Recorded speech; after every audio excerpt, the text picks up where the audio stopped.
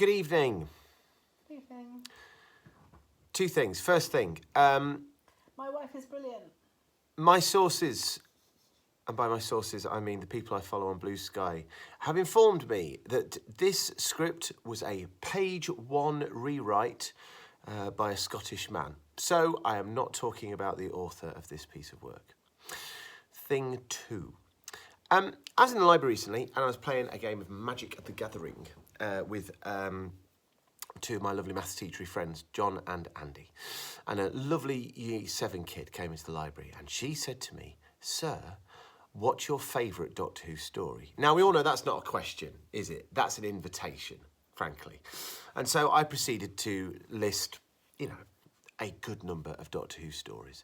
And one of them was The Doctor's Wife. This child went away a little bit bamboozled, making some reference to the fact that her dad thought I would say blink. And I said, well, until you've seen the Aztecs, what do you know about anything? But that's not the point. The point is this. Having gone away, the conversation, I think, turned to Doctor Who. And both Andy and John sort of went, Doctor's Wife? It's a bit of a weird pick, that, isn't it, for Matt Smith? So, John and Andy, here's why this is my favourite Matt Smith story, at least so far in the Whoathon. At least so far in the Whoathon. I'm not saying the best, I'm saying my favourite, thus far, to where we see. In my house, there is, in every room, at least one TARDIS. At least one TARDIS in every single room of the house. There are TARDISes this big and this big. There are TARDISes that are blue. There are TARDISes that are a multitude of colours. But there are TARDISes everywhere in this house. Because the TARDIS isn't like the Millennium Falcon. The TARDIS isn't like the Starship Enterprise. The TARDIS is one of the two most fundamental aspects of Doctor Who. You can have the Doctor and you can have the TARDIS and then anything else can happen. But you literally don't need anything else. But you absolutely do need both of those two things. And since very, very, very early on in the history of Doctor Who, the relationship between the Doctor and the TARDIS has been a joyous, fundamental, just absolutely essential love affair at the heart of the programme. They occasionally fall out. They occasionally are separated. And may I say this, there are times when the Doctor is separated from his TARDIS that is absolutely awkward as chuff. I'm thinking of the early Tom Baker stories. And of course, there's one to come, The Ghost Monument. But my point is that, the third Doctor era, where he gets stranded on Earth and the TARDIS is, the console's out of the TARDIS, it just feels weird. And the simple fact is, the TARDIS is more than just a time-space machine. The TARDIS is a symbol. The TARDIS is not a character in its own right. And the simple fact is that just the image of a TARDIS brings me such joy and happiness. I genuinely cannot express to you what that noise conjures in me. I cannot... Is it your ringtone or not? It's still my text message ringtone. It's my wallpaper on my phone.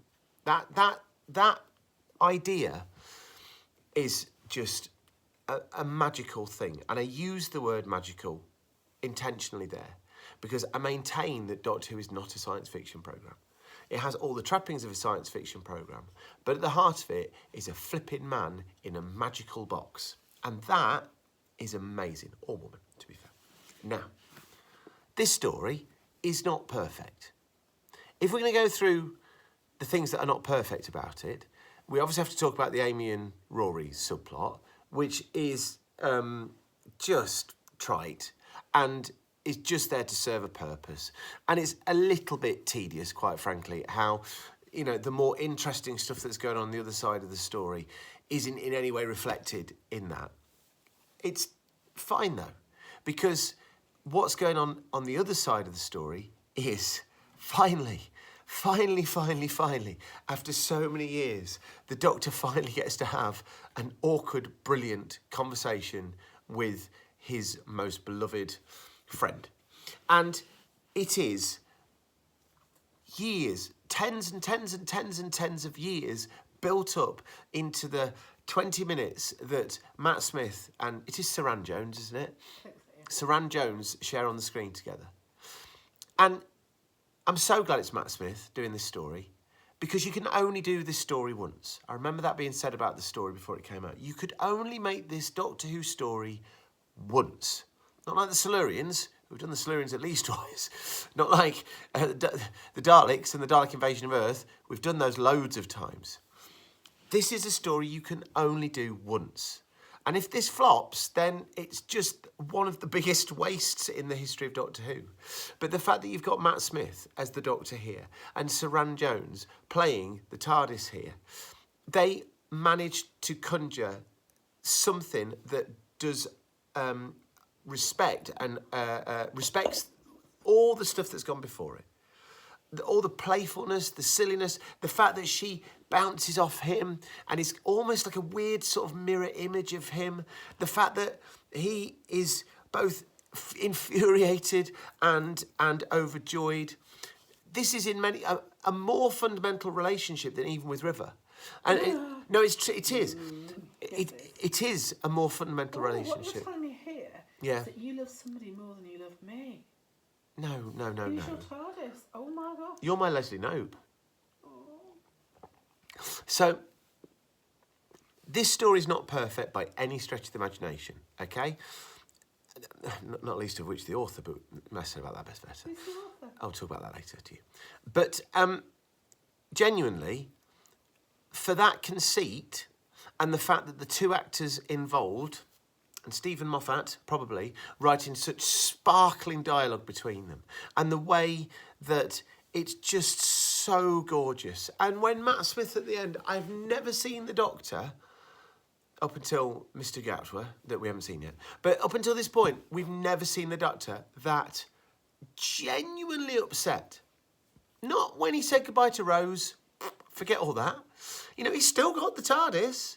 But for a brief second, the person, the entity that he travels throughout the whole of space and time with, that we've just come to realise was as much a party to the initial starting of this whole adventure, that that line, I always took you when you needed to go, oh my gosh, it gets me now. It's so perfect. And so this one story makes you look at every other story, with the exception of Genesis of the Daleks and the Sontaran Experiment and Revenge of the Cybermen, but I said about those better.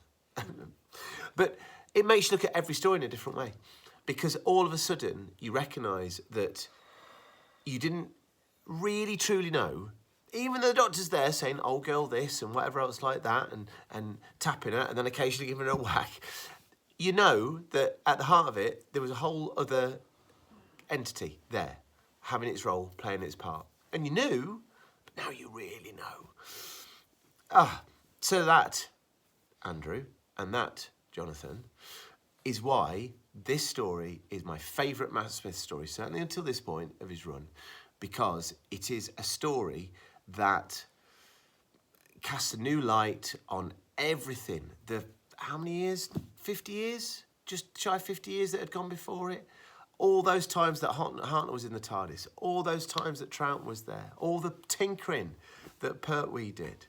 The flipping putting the randomiser in. You know what I mean? When Baker was there. The amount of times that Davison let all those bad guys in with guns. Naughty Davison. Anyway, there we go. The Doctor's Wife. Absolutely magnificent. And for me, the best story of Matt Smith's era so far.